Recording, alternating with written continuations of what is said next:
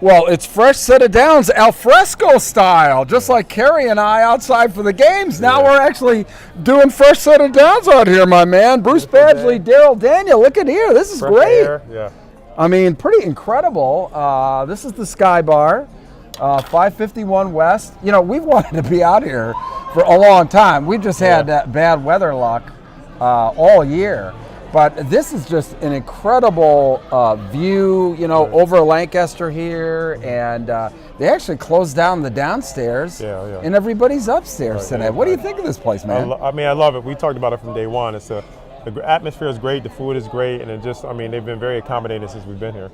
Yeah, it's just terrific. So you got to try it. I mean, we're on the outdoor side of the, I guess the Sky Bar. Yeah, there is an inside to it, which has got all kind of TVs and everything else. They got the heaters, and you know, hopefully the light will be enough for us tonight. But hey, these people don't need to see us; they'll be fine with just listening to us, listening to us there. But wow, another crazy week of games here in District 3. Whoa. Bug come flying through. That's the al fresco here. But you you talk a lot about that it takes 5, 6, maybe 7 weeks for teams to get that chemistry. We're through 5 weeks. We're starting to get everybody now into league play. Talk a little bit about what these teams have to do now the second half of the year. I think the thing is, your team is starting to gel now. You're starting to figure out your offensive and your defensive identity, what you can and can't do. They probably moved pieces around at this point. You've made some changes, made some adjustments, and you figured out what's working. And the teams that figure out, like some teams are still trying to make those adjustments, but those teams that are on a roll, so to speak, they've made those necessary adjustments. So now each week is about tweaking here and there to fit the scheme of the team they're about to play. So I think that they're starting to gel and things are starting to come together for a lot of those upper echelon, the leader teams. So talk a little bit about if you were a team that had, maybe a disappointing preseason schedule, what you can do to turn things around or what you should be doing to turn things around. Well, I mean, we'll talk about it a little bit here, but I think the biggest thing is there's a lot of parity this year, especially in the Lancaster Lebanon League. Actually, all the leagues in the mid-pen, like there's no, obviously, in Bergs there's a little bit of a separation, subtle, but there's a lot of even teams. So like as they go into league play, there's no one above. So like just because you're 2-2 or 2-3 doesn't mean you can't go 5-0 in the league. Anything can happen. So I think the fact that everything is so tight and these guys are so close, there's no clear-cut favorite. Like I think it's going to make for an exciting 5 weeks. I totally agree with you that there are so many leagues and so many sections that don't really have a clear-cut favorite. And even from that, I mean, just throw it all out. When you get into league play with some of these rivalry games, I mean, it really doesn't matter. I mean, sometimes all a team's trying to do is win just one game, and it's against their rival. And that's really all they care about. But we had some tremendous games in week 5, probably the one that was nip and tuck and that maybe meant so much to so many races was Mannheim Central, their defeat of Wilson at Wilson 24-21. Talk a little bit about that game. Yeah, I mean, Wilson were missing a couple key people, but like we talked about, the Mannheim Central is back to that Mannheim Central way of figuring out how to win. They do whatever they need to do to get the job done. Judd is playing well. That offensive line is doing a great job. The thing that Coach Hahn said they struggled last year, those guys got so much better than the offseason. They have a couple running backs. They have a couple guys they move around. Sixton does a great job at wide receiver. So, I mean, and they were just able to make big plays in big moments of the game. And last play of the game, I think the quarterback was scrambling around for Wilson and ended up throwing an interception. But they're very well coached. They do their job, and they kept themselves in the game the entire game. Whether they were up or down, they were very consistent. And I think that's the biggest thing that's going to help a team like that. So if you're in a tough game, and again, what was that, their third 6A team or fourth 6A team this year? So I mean that really helps them out. They won them all. And they won them all as they move into section play, and then later on to the district play. Yeah, I think that, obviously power rankings are going to be, I've been kind of ad nauseum talking about, this, Mannheim Central, Governor Mifflin, 5A scenario, and it's really going to be interesting how it's going to play out related, to power rankings. But Wilson, I mean, you're going into league play now. Gosh, they're on the outside looking in on 6A. That doesn't happen very often for the Bulldogs at all. And now people are looking, well, they're not the same team, and so that's where you got to be careful about saying Wilson's not the same team, because a little, a couple unfortunate mishaps or maybe like a turnover, a little. So imagine if they clean that stuff up. The only game that they weren't really in all year was the Governor Mifflin game. So if they clean up a couple of things, they're a totally different team. So and a couple players get added back, or from injury or from whatever situation, that not being in the game, that changes the complexity of the game. So of that team also. So you got to be careful with that. But that fear factor that Wilson has, because they're 2-3, people are like, oh, okay, we're ready to go. So that's where that is maybe worn off a little bit this year. But there's blood in the water, and I'm streaming the Penn Manor game, this Friday.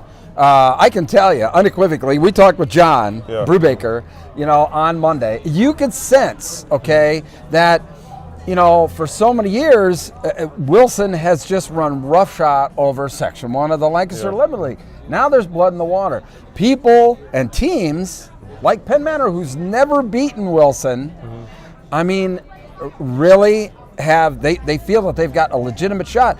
And isn't that half the battle? Yeah. But again, like we talked about him in the coach's interview, being confident going into the game. He said, because over the last couple of years, they go into the game and just let's just be respectable. Let's just get to the point where we're not embarrassing ourselves. So this year, and like he said in the interview, it really doesn't have anything to do with Wilson. He just feels that this team is prepared and they're a lot better. And like you talked about, the offensive line and D-line is what the key is, because over the years, that has been the issue, and this year is not. So he wasn't so much talking about Wilson, more so about his team, which is really good to hear, because they're 2-3, that means they're not that good. That's not how it works. Everybody knows that. If you're a football guy, you're a sports guy, you look at that 2-3, and you're like, oh, they lost by 3 points here, they lost by 1 point here. So it's like, okay, so a little, if they get the ball turns in their favor on one play, the game changes. So you got to be careful with that. And I think he definitely respects that. Governor Mifflin and the Nick Singleton show rolled into Episcopal Academy. Nick had 6 touchdowns, took the opening kickback. It was funny, I heard a very interesting story about the opening kick, that it was an onside kick, but it didn't hit the ground. So Episcopal was penalized, so they had to kick it, and they recovered that onside kick. And then they kicked the thing, and then Nick ran it back. Totally different game. Absolutely. If that doesn't happen. The score is 49-26, but it wasn't that close. Yeah. It was 5-0 at the half or something like that. But it's just you get hyped up for the game. He runs the kickoff back, and you're like, all right. And again, as a team, you see somebody that explosive, that fast running, that has to demoralize you. And then they turned the ball over. They fumbled a snap a couple times. So they took it right away. It was 21-0 in 4 minutes. 21-0. Nick Singleton and Pistol. Yeah, right. I know. Kerry and I were. Kerry was following the game on his phone while we were broadcasting the Malvern Prep game, and I'm like, oh my God! And saying Nick Singleton. Clearly, when we talked to Coach Lang, a couple of weeks ago, he had definite concern about that, but. What a great test that was for them, going on the road, unfamiliar surroundings. That's what they're going to have to do, to get the Hershey. So that was just a great test there. Malvern Prep, they beat Berks Catholic 37-7. Berks Catholic was in this game, and all of a sudden there was a long punt return.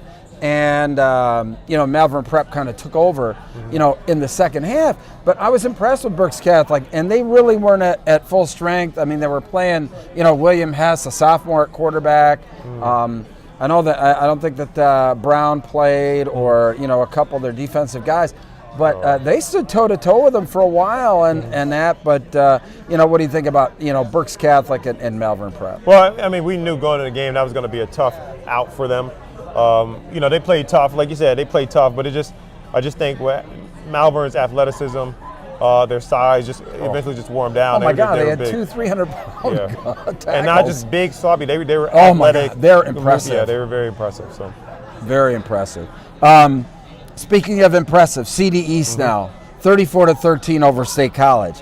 I mean, I think the cat's out of the bag that CD East is going to be a player in the Mid-Penn. Absolutely. And again, even in that Manheim Township game, I saw that game. Very athletic, Mekhi Flowers, and then but again, obviously they say Mekhi Flowers because he's going to Penn State, but across the board, athletically, the quarterback made some plays. He runs well, and he could throw on the run. So, and they're very good on defense. So, I mean, like you said, that game. They're setting up that match versus Harrisburg down the road. Yeah, that's going to be great. And Central Dauphin, they came back with a vengeance, obviously showing no ill effects of being off for 2 weeks. They kind of handed it to Chambersburg there, 50-21. Yeah, they were probably fresh, their coach is so he probably told we can't afford to lose not one game here. Right. So they probably went out. They said we can't hold anything back. We got to go out there and we got to take this game from the beginning because right now they're in a position where they can't afford to lose with those 2 losses already because of the forfeits. But they came out and they were ready to go from the gate, and they showed that 50-21. So again, every single year they were a player in the District 3 playoffs. So I mean they're back to rolling. Yeah, that's great to see. And I'll tell you what, probably the feel-good story of District 3, quite honestly, is Twin Valley. They moved to 4-1 with a double overtime win over a very good Conrad Weiser team. Yeah. I mean, but Twin Valley though, again, it's just like we've been doing this for a while. It's not like we root against one team over another, but when it's like a Twin Valley or a Schuylkill Valley or someone like that who's been down for so long comes and they're 4-1, like you have to go off to that program and staff because that whole community for enduring what they've been through to this time, and then to get a big win over a great Conrad Weiser team with great athletes all over that field. I mean, that's a great. Logan Klitsch had a great game, and they still lost. Yeah, unbelievable game. So I mean, that's a shout out to Twin Valley being 4-1. I mean, you just hope that they're able to get into the district for the first time, and that'd be really exciting. Oh my God, and if they can get a win, but again, I know they're just a win. Well, we at least got one win, but just the fact you have to take steps. You got to take steps. So I mean, we haven't really dove into what they have roster-wise and what year. I don't know if they have a lot of seniors. Sometimes when you see something like that, starting a freshman quarterback. Right, that's what I'm saying. So if you see a team like this where you see a 4-1. Usually what happens is there's 27 seniors that endured all that pain and now they stuck together, and that's usually what happens. Yeah, so if this is a core group that's going to be around a while, look out. Yeah, I mean, and the nice thing about this too is that next year they're moving into probably a more competitively balanced Lancaster Lebanon League for them. Yeah, great. And that's a good part about. I think the best part about the move from Berks to Lancaster Lebanon League is that there's a lot more competitive balance between all the teams there. And you hate to use this word, and it's going to be a little bit more fair. Yeah, I think so too. So, player of the week, I mean, you had some tough choices. Who'd you come up with? It was tough, but again, like you said, whenever we pick this thing, we're not canceling anybody out. We're not trying to show any favoritism because it's really hard. But it is. For my lineman of the week, I want to go with Logan Saunders from Manheim Central. Who's been playing unbelievable on both sides of the ball. They're undefeated 5-0, like we talked about. They beat 3 6A teams so far this year. On defense, he had 10 tackles as a D lineman with 4 solos and a quarterback sack. So that's crazy. The guys, again, whenever your D line, especially in high school, if your D line can get pressure and you don't have to blitz and to be able to get to quarterback, that's huge. That's going to be huge. So, and my player of the week is going to be Cameron Harbaugh. He had 150 yards passing and 1 touchdown, but he had 208 yards rushing and 3 touchdowns off 26 carries. So he does everything he needs, and I always get on him every Saturday. Stop running so much, but he knows I'm joking with it because he has to do whatever he has to do. Sure. But I'm just more because it's what the defense gives him. Yeah, what the defense gives him, and he's been running. But the thing I'm so excited about, the reason why I picked him, because I know what he has been doing these last 2 years. I know what he was 3 years ago. And to go from 3 years ago to this point, and I talk to his dad often about it, to see how he's shaped up into a young man and how strong he's gotten, how much faster, because it's hard work. And the confidence. I mean, we talked about it through training and stuff like that. So hats off to him. He's been playing well. They're 3-2. We talked about it also, this week too, about, okay, this is our checkpoint, clean up the mistakes. We made those adjustments. Now it's time to move on. So he's the player of the week for last week. Wow, congratulations. I mean, just tremendous and a really tough choice. So now things are starting to take shape in our power rankings. Going into the season here, we've got our first look here this week. And, obviously in single A, Steel High, they look like they're, obviously going to be the odds-on favorite. Unfortunately, they had their game canceled because of COVID. Yeah, against that Upper Dolphin, yeah. Yeah, which is a shame, and you got to hope that things kind of, level out with that. And but I guess you just never know. But on the 2A side, your buddies Columbia there are sticking, tough as well. I think that we've got in 2A there, I think we've got, how many teams get in there? 4 teams get in. Mm-hmm. So, Upper Dauphin, I mean, that's a pretty select crew. And don't forget about Camp Hill. I mean, they've got a tough schedule, but, really, and that's York Catholic and Trinity will play each other too. So. I know. I mean, Columbia, they have a little bed of a tougher schedule because they actually play up in their whole section. So, they have some tough. They have Erfurter coming up. I think they have Donegal, I think, coming up. So they have some tough games coming up that they have to try to win. Well, I tell you what, they're setting themselves up to be able to, get to the district title game. I mean, and really, that's the first step, and then, you can see where everything takes you. Weil, the clear, number one. But look at here, Boiling Springs and Hamburg. Mm-hmm. I was talking with some of the Hamburg folks here this week. They're very, very excited. Yeah. They're kind of going through a few injuries over there, I know, right now. But, man, they are hanging tough. And I think we get 6 teams in here from Class 3. 3A, we get 8. Mm-hmm. So, clearly Hamburg at 3 right now in a good position, and actually very favorable conference schedule because they play the likes of Schuylkill Valley and that Fleetwood's going to be a little tough, and that Twin Valley is now all of a sudden it's really huge. Right. So Section 2 of the Berks League shaping up pretty well. I'm really interested to see how Middletown fares, down the stretch. They're up against Steel High this week. Yeah, that's going to be an interesting game, too. I'm really anxious to see that. I know Steel High, you hate to, Middletown's down a little bit there, and Steel High really wants to just kind of put the foot on the throat there, I think. Yeah.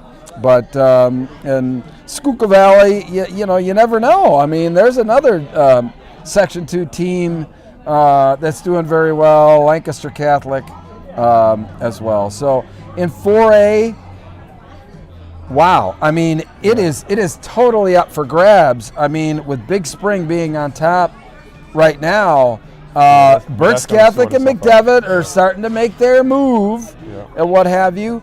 But, I'm really anxious to see how, Northern makes out here in the whole scheme of things. I mean, they're number 3.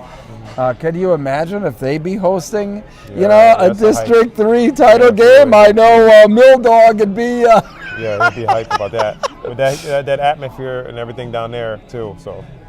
Yeah, I mean, and what do you think about, Berks Catholic? I mean, they're playing a killer. They're starting their conference schedule here, and I mean, it's a murderer's row. I mean, they're playing in Section 1. But again, like it does every year, that's going to prepare them for the district playoff because they play such a big schedule and they play up all the time. So that schedule is going to have them. They play Government, they play Exeter, so that's going to have them ready. Because even if they have 4 losses, if they're still getting that hunt, they're still going to be tough to beat. You still got to beat them. So and same thing about Cocalico. I think obviously we're looking at the power rankings going into a conference schedule, but I think, the cream's going to rise to the top. But, hey, look, some of these other teams here are playing very well. East Pennsboro playing very well as well. As we get into 5A, probably the thing that's mystifying to me the most is that Governor Mifflin, actually won in Manheim Central 3. I don't know. I mean, have they got the math right here? Right. I mean, I was thinking that too when I initially saw that. I was like, with the teams that, but again, also the records of the team, which affects that too. So, I mean, even though they're playing bigger schools, the records of those teams also affect the ratings. Yeah, 14 teams get in. Warwick is is basically, on the bubble right now. And, you look at some of the teams that are, could possibly move up there. It's pretty interesting. Gettysburg being one of them. They're going to get into a conference schedule. They're going to be tough to beat there too, tough out. But man, you just look at Twin Valley. They're number 6. Right. Number 6. I mean, that's pretty incredible. Now, but Twin Valley got to go through Governor Mifflin. They have to go through Exeter. They have to, so that's probably going to be. We'll see. Yeah, we'll see what happens. We'll see what happens there. And I guess, the real surprising thing, as we talked about right now, is Wilson being, down at number 13. That's a lot of teams to go through, but, play them all, though. And right, exactly right. I mean, that is exactly the point that you want to make here, is that the teams that they've got to get past, you got to play them. They're gonna be playing them. I mean, they're gonna be playing Hempfield, Penn Manor, Manheim Township. Yep. Right now Penn Manor's on the outside looking in. Yeah, Cedar Crest, sure. So that's their 5 games they have left. Don't forget, and right? McCaskey, Don't forget Cedar Crest. Exactly right. I mean, it's gonna be that's gonna be quite a dogfight. Lancaster Lebanon League Section 1 this year, and obviously their influence on. The 6A picture, you can't discount that. The very interesting part here, too, is, with Harrisburg being at number 3, Central Dauphin East being at number 2. And Central York they'll probably hold that. I think it's going to be really hard to knock them off the top. Mm-hmm. So, is the battle really for, the number 2 seed? And I'm sure William Penn's going to have a lot to say about that too, but pretty interesting stuff as we start to get into conference play. And speaking of conference play and games to watch this week, the biggest game is an intersectional battle. Right. I mean, we're both familiar with the history of Wyomissing and Southern Columbia, okay? Wyomissing, a 3A champ a few years ago. They were runner-up last year in 3A. Southern Columbia, multiple state championships. They're at Southern Columbia. Both teams. Now, Southern Columbia had a scare a little earlier this year. Yeah. They were down at halftime, came back to win that game. Wyomissing really hasn't been tested yet. So how does that affect the team? If you're running rough shot over everybody, or if you're a little battle tested, how is that going to affect the game? Well, I mean, again, Southern Columbia was down. And I'm sure the coach went in the locker room and said, here we go. What are you men made of? And what are you guys made of? And they probably gave him that speech, and they came back out and got a win. So this is going to be big. Again, I know the people at Wyomissing probably are like, we can finally start talking about this game.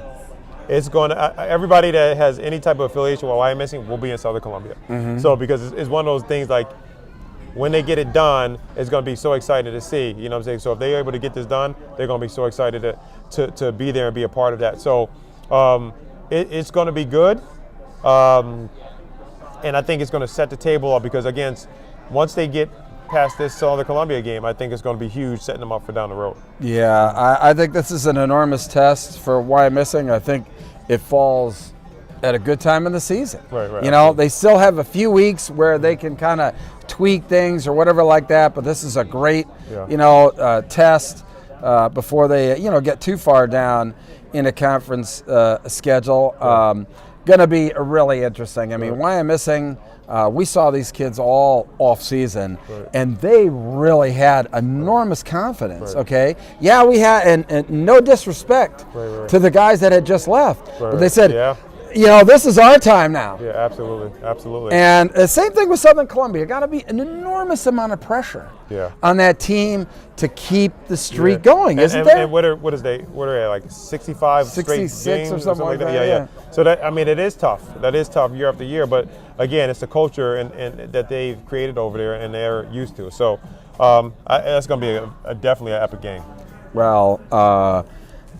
You always have to love that. You know, give a lot of credit to both schools for scheduling the game. You know, there's so much around the fact of, you know, they teams don't want to play, especially, quite honestly, you know, even though, you know, it doesn't really affect this game too much, but, you know, why missing playing a lower level opponent? I mean, that's not favorable in their power ranking, but they don't care. Yeah, no, you know, they're, you know. Nobody in state cares because they don't look at it that way. They just look at Southern Columbia, who's a dominant team, versus Wyomissing, who also is a dominant team.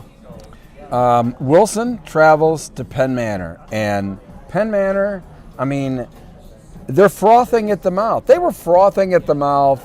You know, I've been broadcasting some of the Penn Manor games here.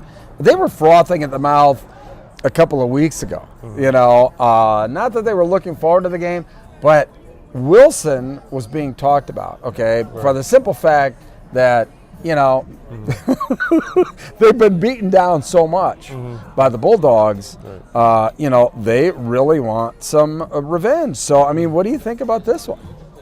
I think the key thing is for Penn Manor just to stay even killed because, again, it's still a good Wilson football team, still a good team. So just because they're 2-3, don't take that for granted, you know, because again, they're going to come in knowing that everybody is looking at them that way, and they're in section play where they're at one point their record was like 120-1 or something at one point. So like they're in section play where they're comfortable at being, and they know the teams and they know their opponents. So you just got to go in there, execute the game plan, do what you got to do, and you got to keep your emotions in check. This is one of those games everybody gets to talking and all this over there. You got to keep your emotions in check. I think all the pressure's on Wilson. Yeah, they can't fall further down in the power ranking standings and having to play the rest of their conference schedule. After, I mean, you know, there's some tough games ahead. You know, Manheim Township, Hempfield. I mean, you know, they're not going to be any cakewalks there. Not at all. So I think that there's the pressure is clearly on Wilson. It's at Penn Manor, and it's going to be a rocking time. We'll be streaming that game here on SSP Network. We'll get the link out here. So, man, that's going to be one fun game to watch.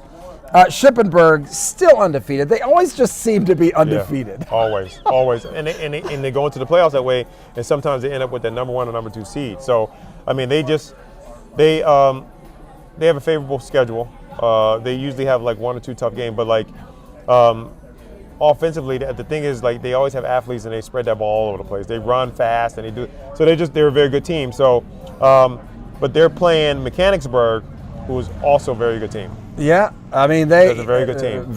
They've had a tough preseason schedule, and you know this is a road. Look, just throw out the records when it's a road conference game. It really doesn't matter. I mean, you know these teams have to execute, and like I said, Shippensburg. I mean they're always you look at the power rankings and they're always undefeated this time of year. Yeah, absolutely. I mean it just absolutely kudos to them. That's going to be a fantastic game, just like. William Penn and Dallastown, 2 one-loss teams, and you know, I mean, this kind of gets into you know a round robin tournament now over there in New York Adams, right? Yeah. See, the thing is though, like we talked at the beginning of the season with Penn Manor and Conestoga Valley, if Dallastown gets to win in this game, it changed the tide over there. So now I think that trend is going to be trending up for them because Dallastown, again, I've seen them play. They're very, very, very good. Very good. So I think if they get this win versus William Penn, that's going to set them up for down the road. And it's going to put them in a good position to make a run. They'll be looking down at people rather than looking up at people. Because this game is going to be huge. Oh yeah, I mean, that's the one thing about Section 1 of York Adams this year. There's huge game after huge game. And then with both of those teams, with Central York looming down the road. Speaking of rivalry games that you can throw out the record, Warwick is at Manheim Central. I mean, you know these think teams about the very last well. 2 years of those games. Oh my, the talent and what was on the line. And then what that loaded Warwick team they had was a year ago. And when Manheim Central had them, and they made that big play at the end of the game to win it. But like Manheim Central knows what they're up against this week. Warwick is not a slouch. They're, again, just like Wilson, they're 2-3, but they're a very good team. Yeah. They're a very explosive team. Jack is well, they lost in the last play of the game to Penn Manor. Yeah. That's what I'm saying. So, like, again, the records, like we just said, so it's almost like what you cannot do. You take that first half of the season, you just throw it away, and now the season starts. Here we go. Very, very, very important these next 5 games. Well, and like I said, I like the fact that District 3, for determining playoff position, uses the team's full body of work. Not like the WPIAL, who just uses like a conference schedule, and they haven't even started their conference schedule yet. I mean, so it's a 5-game season in essence. So anyway, I mean, don't get me started on that. I do that all on my WPIAL show that I do. Columbia and Octorara. I mean, so classic, but I mean, what a drive too. I mean, that's not fun going to Octorara. I mean, that's that's a long ride. It's a long way. Like 55-minute drive, if not more. So, but again, I think Columbia knows what's in front of them. And that's again, they're playing up. That's I think Octorara is a 4A team. Yeah, so they're playing up. So again, the quarterback, he's very athletic. They have a good team, so they have to get this win in order to stay in position. Oh, look at what it means to them. I mean, as far as like points or whatever like that. And trying to get off the schneid, I thought I put and only to talk about life lessons that football is. These two teams, York Tech and Littlestown, they haven't won a game yet. Somebody's going to win. Right. But what does that mean? I mean, these guys, they're going to go out there. How does that, they obviously feel good about themselves going into the game because, it's another winless team. Yeah. So this is sometimes games, and sometimes when you're on 5, it's about building character. I think I've seen somewhere one coach said, we haven't won a game, but we're creating great young men. We're creating the leaders of the future. So we're creating an environment where these guys, after going through this in life, they're going to be successful. So again, sometimes it does stink to lose. But now, in those losing moments, what are you doing? Are you getting better from the loss? Like each week, I'm sure they sit down, they talk about what they didn't do, and they say, well, let's look at the positive things. Good job here blocking on the trap play. Good job on the pass. Great. So as you start doing this, like each week, we're getting better.